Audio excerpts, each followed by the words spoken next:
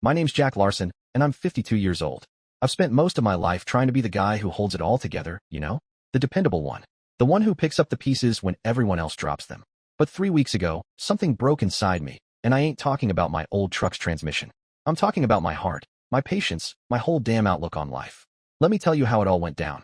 It started at my birthday party, my 52nd, to be exact. My daughter, Melissa, threw it at this little barbecue joint down on Route 17.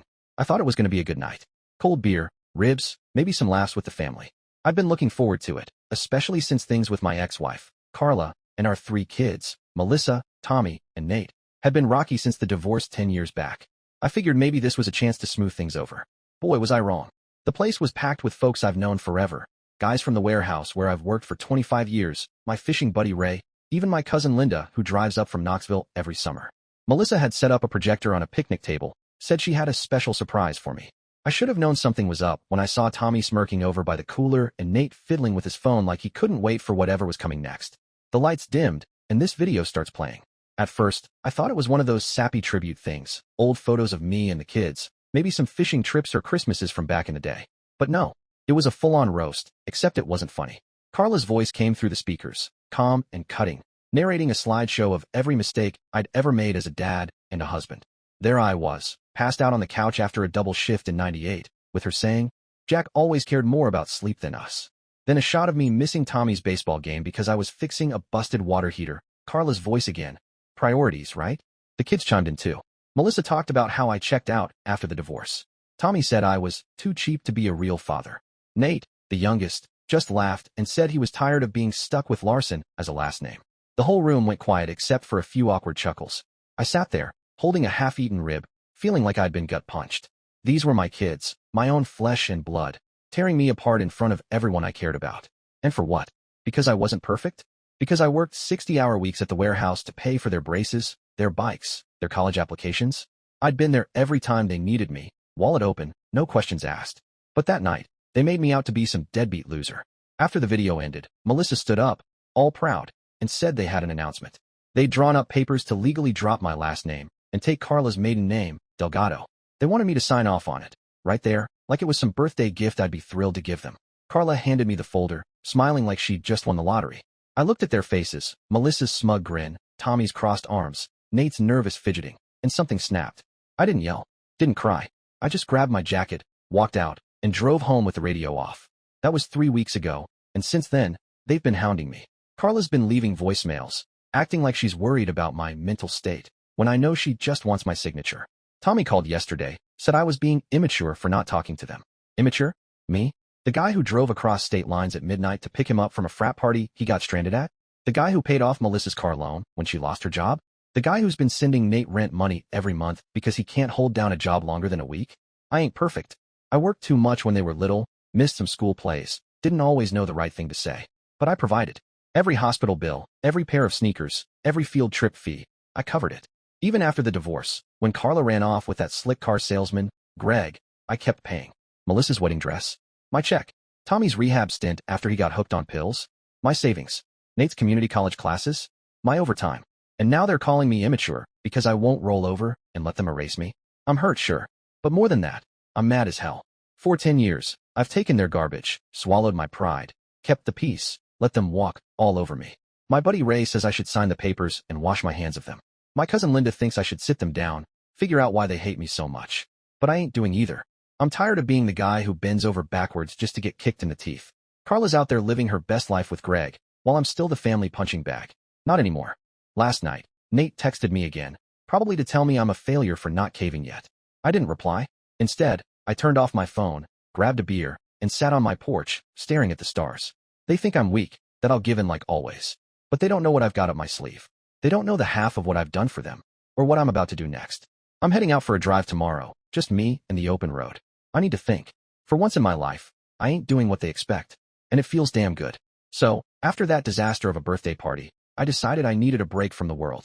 My name's Jack Larson, and if you're just tuning in, my kids and ex-wife turned my 52nd birthday into a public humiliation fest, complete with a slideshow of my so-called failures and a request to ditch my last name. I walked out of that barbecue joint 3 weeks ago with my head spinning, and since then, I've been figuring out what to do next. Let me tell you about the week that followed. First thing I did was shut it all down. I turned off my phone, Didn't just silence it, I mean powered it off and tossed it in a drawer. I called into the warehouse, told my boss, Pete, I needed a few personal days. He's a good guy, been my supervisor for 15 years, so he didn't ask too many questions, just said, take care of yourself, Jack. Then I locked my front door, pulled the blinds, and sat in my recliner with nothing but a six-pack of Miller Lite and my thoughts. I wasn't wallowing, though. I wasn't crying into my beer or anything dramatic like that. I was thinking, really thinking, for the first time in years. See, I'm not the kind of guy who flies off the handle. Never have been. I'm steady, methodical. I fix things, leaky pipes, busted engines, family messes. But this wasn't something I could fix with a wrench or a check. My kids, Melissa, Tommy, and Nate, had crossed a line, and Carla, my ex, had egged them on. I needed to get my head straight before I did anything stupid or, worse, did nothing at all. That week alone in my house was quiet. Too quiet, maybe. Just me, the hum of the fridge, and the occasional bark from the neighbor's dog. I started replaying everything, not just the party but the last decade. I thought about how I'd been propping them up, all of them, in ways they didn't even realize. Take Melissa, my oldest. She's 29, married to a guy named Kyle who sells insurance. Nice enough fella, but they bit off more than they could chew when they bought that big house out in the suburbs. 2 years ago, their roof started leaking bad, shingles peeling off after a storm. They couldn't swing the repair, so I stepped in. Wrote a check for $15,000, no questions asked. Told Carla I'd just helped out a little, but it was more than that. I've been sending them $500 a month ever since to keep their heads above water. Kyle doesn't even know. Then there's Tommy, my middle kid. He's 26, works odd jobs, construction mostly, but he's got a problem with those slot machines down at the casino. He don't talk about it, acts like he's got it under control, but I know better. 3 times in the last 4 years, he's come to me in a panic, saying he owes some rough guys money. Last time was $10,000. I drained my emergency fund to cover it, told him to get his act together. He swore he would, but I ain't holding my breath. And Nate, the baby at 22, he's been a mess since high school. Dropped out of college after 1 semester, said it wasn't for him. Been bouncing between dead-end jobs ever since. Pizza delivery, gas station clerk, you name it. I've been paying his rent on that crummy apartment downtown for the last year and a half, because Carla swore she'd handle it after the divorce, but couldn't swing it. Once her car salesman boyfriend's commissions dried up. That's $600 a month out of my pocket, plus whatever else he needs for groceries or gas. Sitting there in my living room, I started adding it up in my head. Tens of thousands of dollars over the years, maybe more. And that's just the money. What about the time? The nights I drove 2 hours to get Tommy out of trouble? The weekends I spent fixing Melissa's plumbing so they wouldn't have to hire someone? The mornings I'd wake up to Nate banging on my door, needing a ride because his car got towed again? I'd been their safety net, their fallback guy, and they repaid me by dragging my name through the mud in front of everyone I know. By day 3 of my self-imposed lockdown, I was pissed. Not just at them, but at myself. How'd I let it get this far? I'd spent 10 years since the divorce trying to keep the peace, thinking if I just kept helping, they'd come around. But they didn't. They got comfortable, too comfortable, taking my money and my time while treating me like dirt. Carla was the worst of it, spinning her sob stories to anyone who'd listen about how I'd abandoned her for work, when truth is, she left me for Greg and his shiny Mustang. I never fought back, never told my side. Kept my mouth shut to protect the kids. A lot of good that did. Day 5, I turned my phone back on. 32 missed calls, a dozen voicemails, texts out the wazoo. Melissa saying I was overreacting. Tommy calling me selfish. Nate begging me to call him back. Carla left a message pretending to be all sweet, saying, Jack, we're worried about you. Let's talk this out. Yeah, right? They weren't worried about me. They were worried I wouldn't sign those name change papers and let them wipe me out of their lives clean. I didn't call back right away. Instead, I grabbed a notepad and started writing stuff down. Every payment, every favor, every time I'd bailed them out. It filled 3 pages, front and back. Looking at it laid out like that, I realized something. They didn't hate me because I'd failed them. They hated me because I'd been too good to them. They'd gotten so used to me saying yes, they couldn't stand the idea of me saying no. That's when I got an idea. I wasn't ready to confront them yet. I needed to play it smart. So I picked up the phone, called Melissa, and put on my best, broken dad voice. You know, all shaky and sad, like I was about to fall apart. Hey, honey, I said. I just want to understand what I did wrong. I love you all so much. Can we sit down, maybe have dinner? Work this out? She bought it hook, line, and sinker. Said yes faster than you can say free meal. Told me to pick a place. I suggested that fancy steakhouse near her house, the one she loves because it's got $40 ribeyes. Figured I'd let her assume I'd foot the bill, like always. I hung up, leaned back in my chair, and cracked another beer. They thought they had me figured out, poor old Jack, ready to grovel. But they didn't know what was coming. I'd spent a week digging into my own head, and now I was ready to dig into theirs. This dinner wasn't going to be what they expected. Not by a long shot. All right, so here I am, Jack Larson, 52 years old and 3 weeks past the worst birthday of my life. If you're catching up, my kids, Melissa, Tommy, and Nate, along with my ex-wife, Carla, humiliated me at my party with a video tearing me apart, then asked me to sign off on them ditching my last name. I went dark for a week, turned off my phone, and sat alone figuring out how I'd been their doormat for years. Now, I'd set up a dinner at this fancy steakhouse near Melissa's place, playing the sad sack dad to lure them in. Let me tell you how it went down. I picked the steakhouse for a reason. It's called the Longhorn, all darkwood and leather booths, the kind of joint where you drop $100 without blinking. Melissa loves it, always has. She dragged me there back when she was still in high school, begging for the filet mignon like it was her birthright. I knew they'd expect me to pay, same as always. That was part of the plan. I spent the day getting ready, but not how you'd think. I didn't shave, let my stubble grow out patchy and gray. Pulled on an old flannel shirt, one with a coffee stain on the sleeve, and a pair of jeans that hadn't seen a washing machine in 2 weeks. I wanted to look like hell, like a guy who'd been beat down and was ready to beg for forgiveness. Inside, though, I was sharp as a tack, running on coffee and a fire I hadn't felt in years. They showed up right on time, 7 o'clock sharp. Carla rolled in first, strutting through the door in one of those flowy dresses she wears to look classy, her hair all done up like she was meeting the governor. Melissa and Kyle came next. She had that same smug look from the party, and he just nodded at me, awkward as ever. Tommy sauntered in behind them, hands in his pockets, looking like he'd rather be anywhere else. Nate was last, shuffling in with his hoodie up, eyes on the floor. I greeted them all with a weak smile, voice low and shaky. Hey, good to see you guys. Thanks for coming. They nodded, sat down, and started flipping through the menus like it was Christmas morning.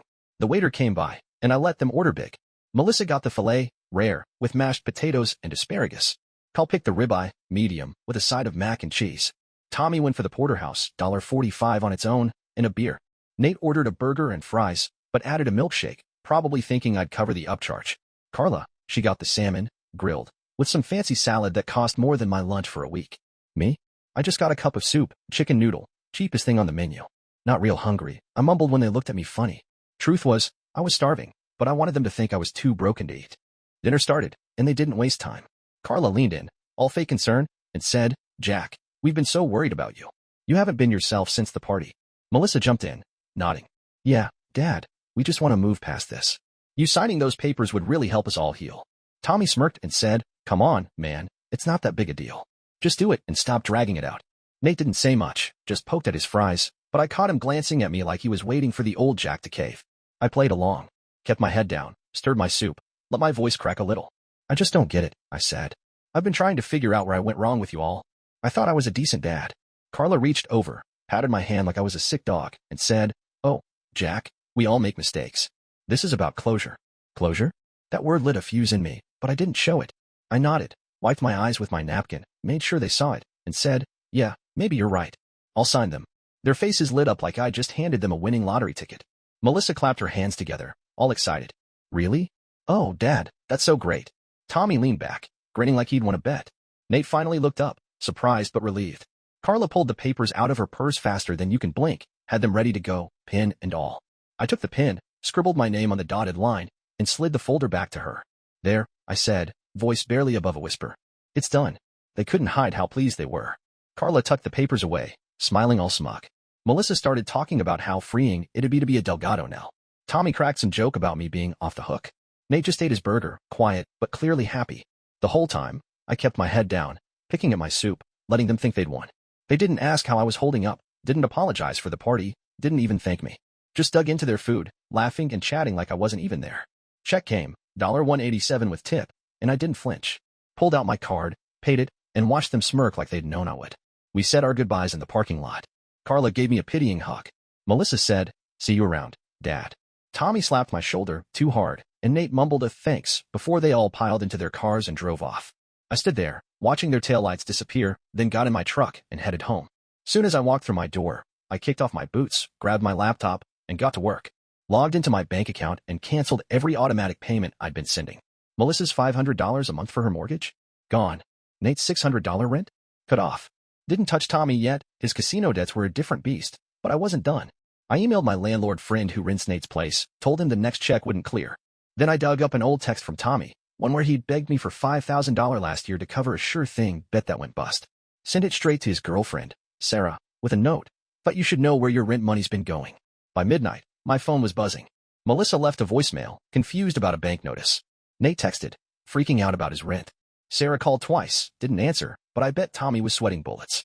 Carla hadn't caught on yet. but she would. I turned my phone off, cracked a beer, and sat back. Dinner wasn't about reconciliation. It was a trap, and they'd walked right into it. Phase 1 was complete, and I was just getting started. So, I'm Jack Larson, 52 years old, and I just pulled the rug out from under my kids, Melissa, Tommy, and Nate, after they humiliated me at my birthday party and got me to sign off on dropping my last name. Last night, I played the broken dad at a steakhouse dinner, signed their papers, then went home and canceled every dime I'd been sending them. Melissa's mortgage help, Nate's rent, even a text to Tommy's girlfriend about his gambling. It's all out in the open now. Let me tell you how the next few days shook out. Morning after the dinner, my phone was a war zone. Melissa called first, 8:15 sharp, voice all shrill. Dad, what the hell? The bank says our payment bounced. We got a notice about foreclosure. I let it go to voicemail, listened later while sipping my coffee. She was panicking, said Kyle was furious, that they'd lose their house if I didn't fix it. Like it's my job to keep their McMansion afloat. Next was Nate, texting like a madman. Rent didn't go through. Landlord's pissed. What's going on? I didn't reply. Then Sarah, Tommy's girl, left a message, calm but icy. Jack, I got your text. Tommy's been lying to me. I'm done with him. Thanks for the heads up. That one made me smile, just a little. By noon, Carla was in on it. She called 6 times, finally left a voicemail. Jack, the kids are falling apart because of you. Melissa's a wreck, Nate's about to be evicted, and Tommy's girlfriend just dumped him. Stop this nonsense and help them. The nerve of her, acting like I'm the bad guy after she narrated my failures to a room full of people. I didn't call back, just kept my head down, went to work at the warehouse, and let them stew. Work was my sanctuary that day. I've been stacking boxes and driving forklifts for 25 years. Hard work, but it clears my mind. My buddy Ray, who runs the loading dock, asked how I was holding up. Told him the whole mess. The party, the dinner, the payback. He laughed, slapped my back, and said, about time you grew a spine, Jack. They've been bleeding you dry. He was right. I'd been their cash cow too long, and cutting them off felt like shedding 100-pound weight. By evening, the chaos ramped up. Melissa showed up at my house unannounced, banging on the door. I opened it, saw her red eyes and messy hair. Dad, please, she said, voice cracking. We're going to lose everything. Kyle's talking about leaving me. You've got to send the money. I leaned on the doorframe, looked her dead in the eye, and said, not my problem anymore, Mel. You wanted my name gone, you don't get my wallet too. She stared, mouth open, then stormed off, yelling about how selfish I was. Selfish. After $15,000 for her roof and $500 a month for 2 years. Sure. Tommy hit next. Got a call from a buddy of his, Mike, who said Tommy was crashing at his place after Sarah kicked him out. He's a mess, Jack, Mike said. Says you ratted him out. He's been drinking all day. I told Mike to let him figure it out. Tommy's 26, not 6. Nate tried a different angle, showed up at midnight, banging on my window.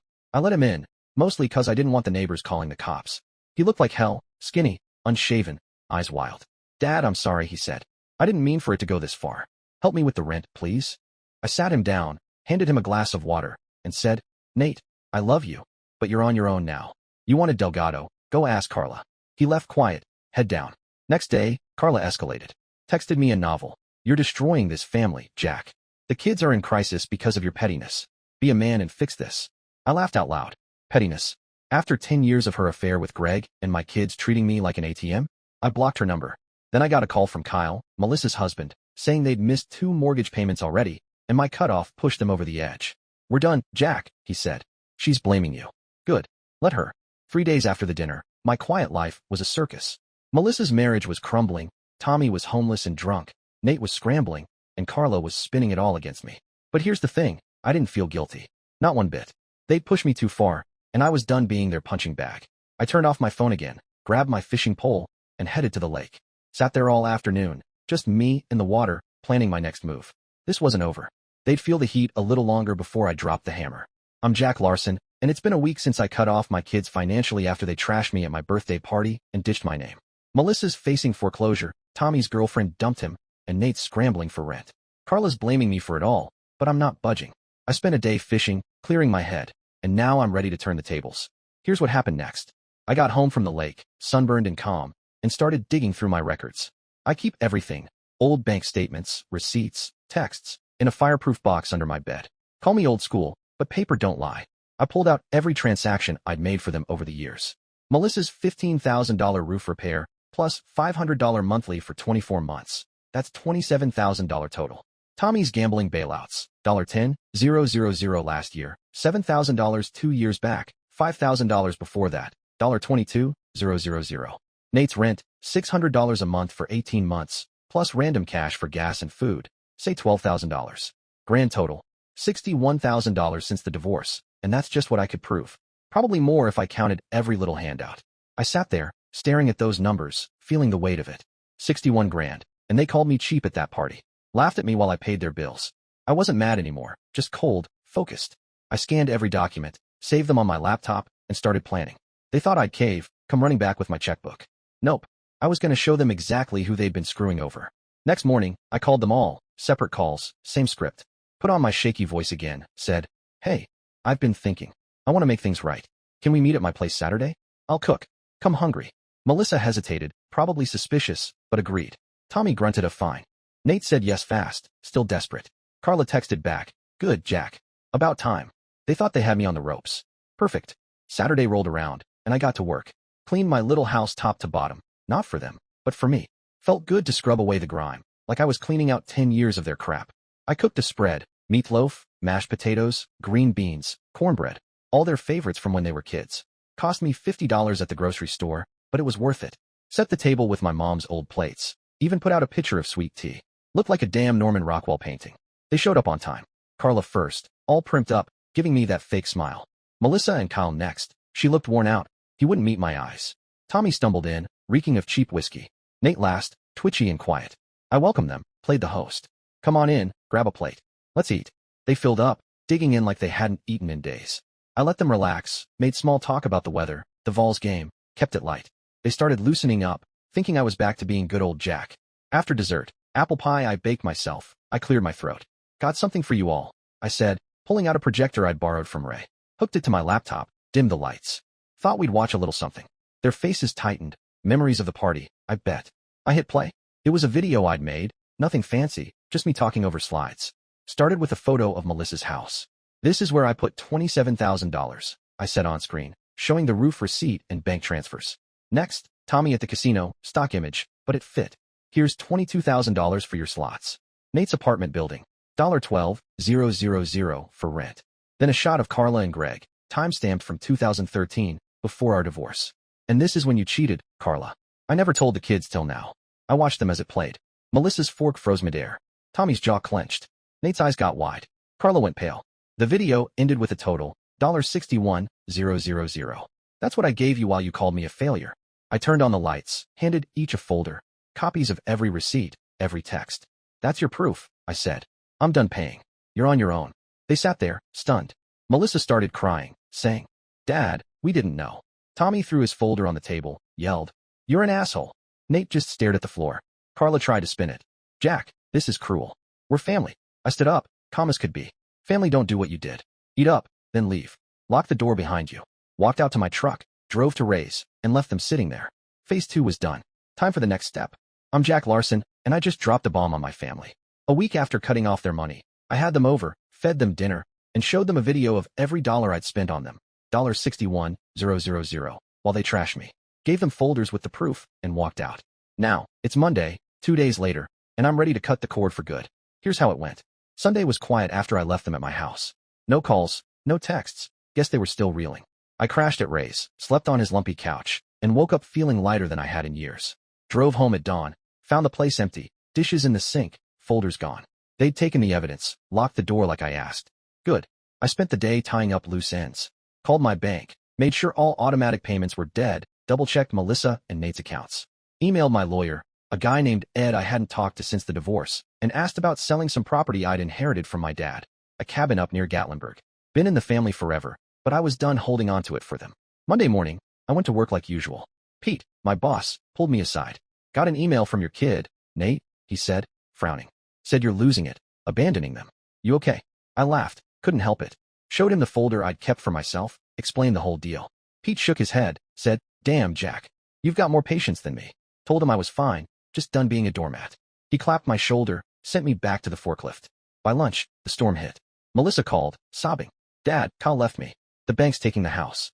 I've got nowhere to go." I stayed quiet, then said, "You've got Carla. Figure it out." Hung up. Tommy texted next. "You ruined my life, you prick. Sarah's gone. I'm broke, sleeping in my car." I didn't reply. Nate showed up at the warehouse, waited by my truck, till my shift ended. "Dad," he said, voice shaky, "I'm sorry. I messed up. Can I stay with you?" Looked at him, skinny, scared, my baby boy. and almost broke. Almost. Not this time, Nate, I said. You're 22. Stand on your own. He nodded, walked away. Carla tried the family card. Left a voicemail. Jack, the kids are suffering. Melissa's with me now, Tommy's a wreck, Nate's lost. You're tearing us apart. I deleted it. She'd been spinning lies to our cousins, saying I'd snapped, had a midlife crisis. Let her talk. I didn't care anymore. That night, I met Ed at a diner. He said the cabin could fetch $200,000 in this market. Tourists love Gatlinburg. Told him to list it. You sure, he asked. Your kids might expect it someday.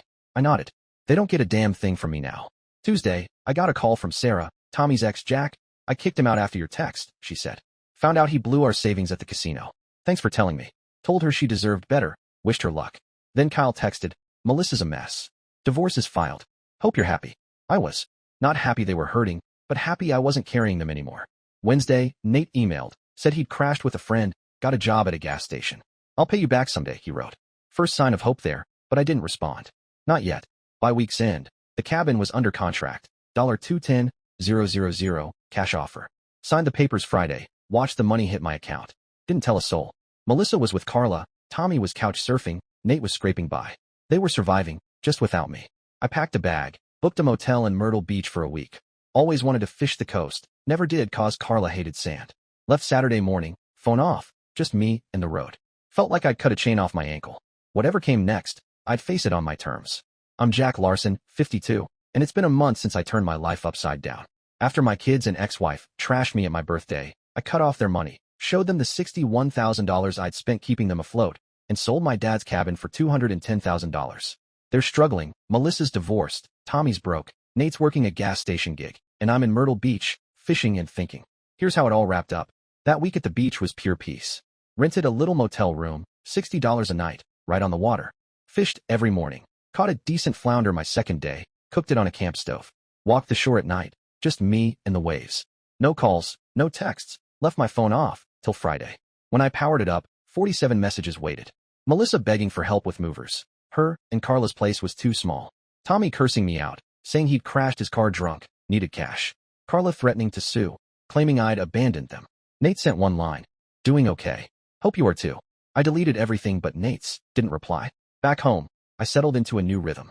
Work at the warehouse was steady. Pete gave me a raise, said I'd earned it after 25 years. Took $50,000 from the cabin sale, paid off my truck and house. First time in decades I'm debt-free. Rest went into savings, minus a chunk I spent on a used base boat. Been fishing local lakes every weekend, just me and the water. Ray joins sometimes, brings beer, tells me I'm a new man. He's right. I sleep better, laugh more, don't check my phone every 5 minutes expecting a crisis. The kids kept struggling, but I stayed out of it. Melissa moved in with Carla permanent. Kyle's gone, divorce final. She got a job at a call center, hates it, but it's something. Tommy hit rock bottom, DUI after the crash, lost his license, doing court-ordered community service. Called me once, sober, asking for a loan. I said no, told him to call a sponsor instead. He hung up. Nate's the surprise, stuck with the gas station, saved enough to rent a room in a boarding house. Sent me a letter, actual paper, saying he's sorry, wants to talk someday. I wrote back, when you're ready, and mailed it. That's it for now. Carla tried one last stunt, showed up at my house with a sob story. Jack, the kids need you, she said, tears and all. I didn't bite. They need to grow up, I told her. So do you. Shut the door, watched her drive off in Greg's Mustang. Heard from my cousin Linda, she's still bad-mouthing me to family, but I don't care. They can think what they want. I know the truth. A month out, I'm not the old Jack. Got a date next week. Met a woman named Diane at the tackle shop, 49, divorced, loves fishing. We're grabbing burgers, keeping it simple. Planning a solo trip to the Smokies for my 53rd birthday. No party, just me and the mountains. The $160,000 left in savings is mine. Might buy a camper, might just sit on it. Point is, it's my choice. I don't hate my kids. Hurts to see them flounder, but they had to learn. Melissa might come around. Tommy's a long shot. Nate's got potential. Carla's a lost cause. Me? I'm free. First time in 10 years I'm not carrying someone else's weight. Standing on my porch tonight, cold beer in hand, stars overhead. I feel something new. Peace. Took 52 years, but I finally found it. And damn, it feels good.